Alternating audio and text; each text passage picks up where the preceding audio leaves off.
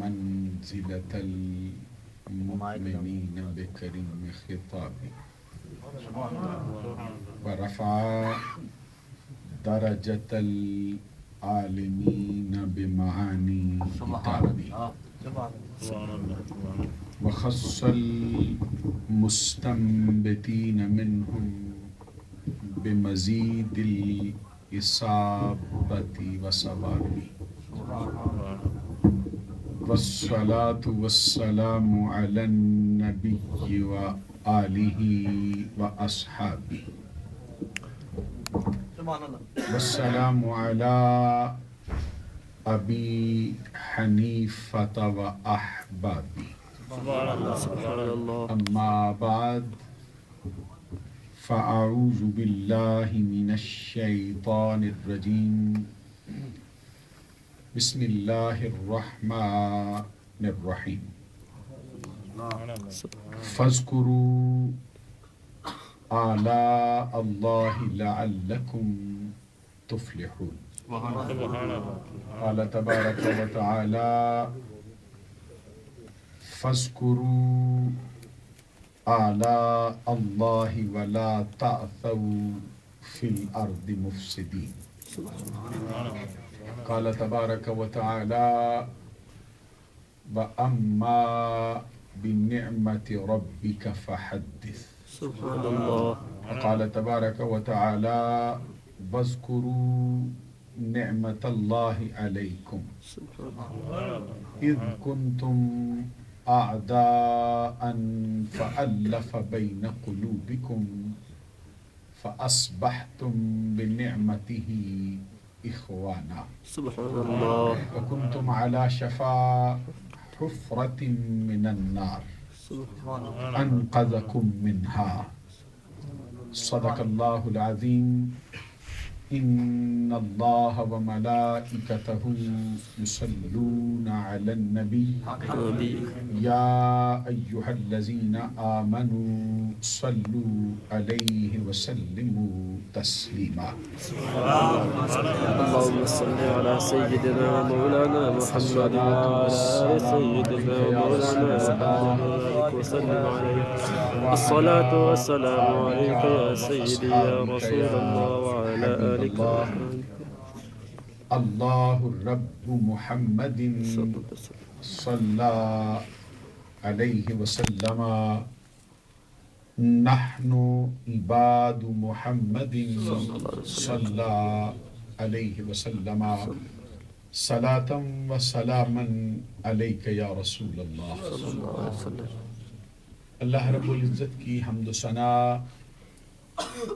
اور حضور نبی اکرم نور مجسم شفیع معظم خلیفۃ اللہ الاعظم حبیب کبریاء احمد مجتبی محمد مصطفیٰ علیہ تحیت والثناء کی بارگاہ بے کس پناہ میں ہدیہ درود و سلام پیش کرنے کے بعد انتہائی معزز و محترم مشائخ و علماء اسلام، بالخصوص آج کی اس پروقار تقریب کے سرپرست اعلیٰ و صدر محترم صوفی باصفا کشتہ عشق مصطفیٰ و کشتہ عشق پیر و مرشد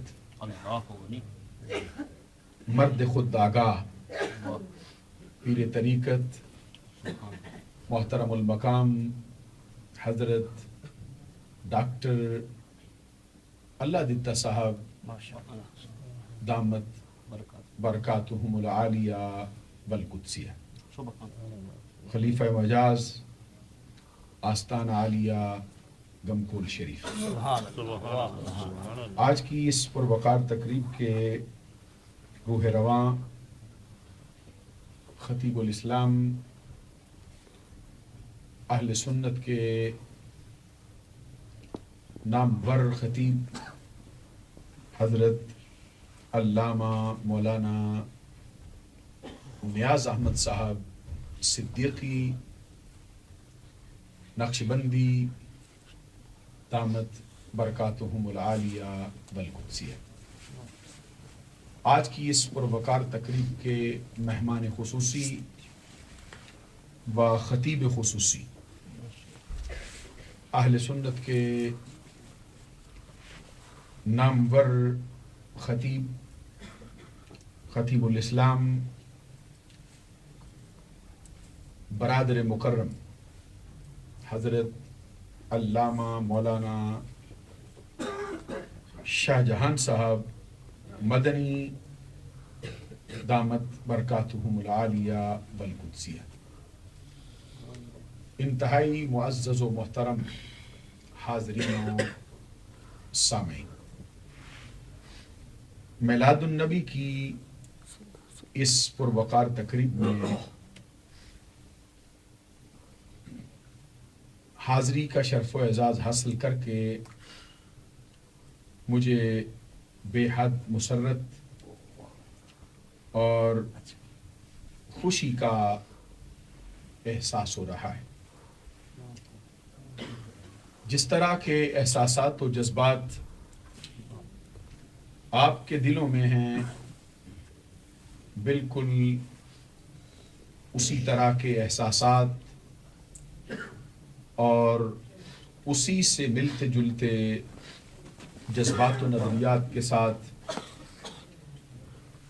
مجھے بھی حاضری کا شرف و اعزاز حاصل ہو رہا ہے۔ میں دعا کرتا ہوں کہ اللہ تبارک و تعالی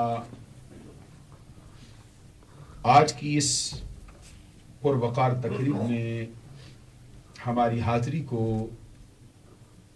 اپنی بارگاہ میں شرف قبولیت سے مالا مال فرما کر ہم سب کے گناہوں کا کفارہ بناتے ہوئے ہماری اخروی نجات کا سبب بنائے۔ آج کا عنوان میلاد النبی ہے۔ مجھ سے پہلے اہل سنت کے نامور علماء ربانیین سے آپ خطابات سماعت فرما چکے ہیں۔ میں زیادہ دیر تک آپ کی سمع خراشی کرنے کا ارادہ نہیں رکھتا۔ میرے بعد ایک بڑا اچھا خطاب آپ کو سننے کے لیے ملے گا۔ میں اسی عنوان کے تحت قرآن اور حدیث کی روشنی میں چند ایک گزارشات آپ کی خدمت میں پیش کرنا چاہتا ہوں۔ میلاد النبی صلی اللہ علیہ وسلم، اس کا مفہوم ہے نبی اکرم صلی اللہ علیہ وسلم کی ولادت باسعادت۔ اس کا مطلب ہے آقا کونین صلی اللہ علیہ وسلم کی پیدائش مبارک، اور ہمارے عرف میں اس کے ساتھ لفظ عید بطور سابقے کے اکثر طور پہ استعمال ہوتا ہے۔ عید اپنے لغوی معنوں کے اعتبار سے اہل اسلام کے ہاں خوشی کے لیے استعمال ہوتا ہے، عرفاً بھی اور اصطلاحاً بھی، اپنے لغوی معنی کو چھوڑ کر۔ اس پورے جملے کا مطلب ہے نبی اکرم صلی اللہ علیہ وسلم کی پیدائش کی خوشی۔ کہیے سبحان اللہ۔ سبحان اللہ۔ اب آپ کی خدمت عالیہ میں ادنا سی درخواست کے ساتھ یہ بات عرض کرنے لگا ہوں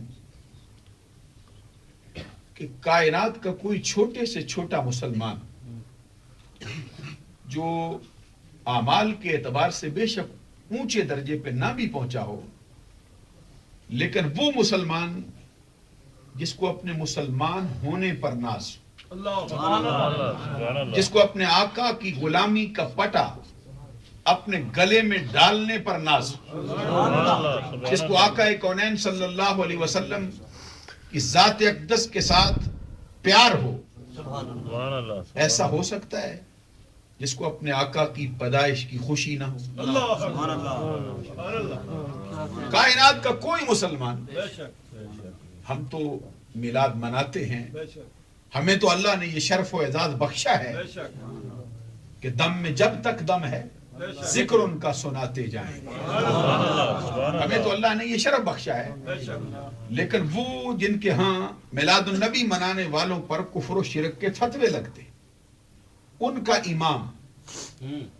امام الوہابیہ نواب صدیق حسن بھوپالی ہمارے آقا کے میلاد پر ایک مکمل کتاب لکھتا ہے۔ اس کتاب کا نام ہے الشمامۃ العنبریہ من مولود خیر البریہ۔ اس کتاب کے صفحہ نمبر 12 پر وہ میلاد النبی منانے یا نہ منانے کے متعلق اپنا فتویٰ لکھتا ہے، اور یہ پوری کتاب اس نے نبی اکرم کے میلاد پر لکھی ہے۔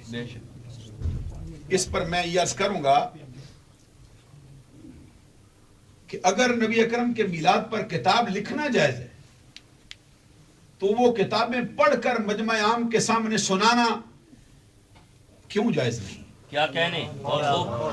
حضرات آپ نے غور نہیں کیا فرمایا؟ کہنے؟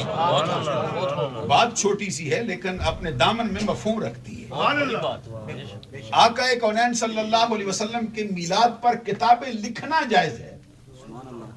جتنی سیرت مصطفیٰ پر کتابیں لکھی گئی اس کے ابتدائی ابواب آقا کونین کے میلاد سے متعلق، کیا کہنے؟ تو ہم اتنی گزارش کرتے ہیں جب نبی اکرم کے میلاد پر کتاب لکھنا جائز ہے، بازار میں اس کو بیچ کے پیسے کمانا جائز ہے، تو کیا سبب ہے کہ وہی کتابیں ہم پڑھ کر مجمع عام کے سامنے سنائیں؟ تو پھر کفر و شرک کے فتوے لگتے ہیں۔ بڑی عجیب و غریب بات ہے، جب کتاب لکھنا جائز ٹھہرا تو وہ کتاب لکھنے کا مقصد عرف عام میں تو یہی ہے، پڑھنے کے لیے لکھی جاتی ہے، تو جب ہم پڑھ کے سنائیں تو پھر وہ جائز کیوں نہیں رہتا؟ نواب صدیق حسن بھوپالی اپنی کتاب الشمامۃ العنبریہ صفحہ نمبر 12 پہ لکھتا ہے، جس کو حضرت کے میلاد کا حال سن کر فرحت حاصل نہ ہو اور شکر خدا کا حصول پر اس نعمت کے نہ کرے، سمجھ لو کہ وہ مسلمان نہیں ہے۔ یہ فتویٰ امام احمد رضا کے ماننے والوں میں سے کسی عالم ربانی کا نہیں، یہ فتویٰ کسی میلاد منانے والے کا نہیں، یہ فتویٰ کسی نقشبندی، صدیقی، چشتی، قادری، سہروردی کا نہیں، وہابیوں کا امام الوہابیہ نواب صدیق حسن بھوپالی اپنی کتاب میں لکھتا ہے، جس کو حضرت کے میلاد کا حال سن کر فرحت حاصل نہ ہو اور شکر خدا کا حصول پر اس نعمت کے نہ کرے، سمجھ لو کہ وہ مسلمان نہیں ہے۔ اس سے معلوم ہوا کہ آقا کونین کا میلاد منانا اپنے مسلمان ہونے کا اظہار کرنے کے لیے ہر حال میں ضروری ہے۔ اسی کو کہتے ہیں جادو وہ جو سر چڑھ کے بولے، اسی کو کہتے ہیں الفضل ما شہدت بہ الاعداء۔ بزرگی اور فضیلت وہ ہوتی ہے جس کا اقرار نہ ماننے والوں کو بھی ہو، جس کا اقرار دشمنوں کو بھی ہو۔ آقا کونین کے میلاد منانے کا حال سن لو، وہابیوں کا امام بھی کہتا ہے کتاب کے اندر، اور کسی مجبوری کی وجہ سے نہیں کہتا بھائی کسی نے کہہ دیا تو لکھ دیا ہے، خود اس نے کتاب لکھی، خود کہتا ہے جس کو سرکار کے میلاد کا حال سن کر فرحت حاصل نہ ہو، شکر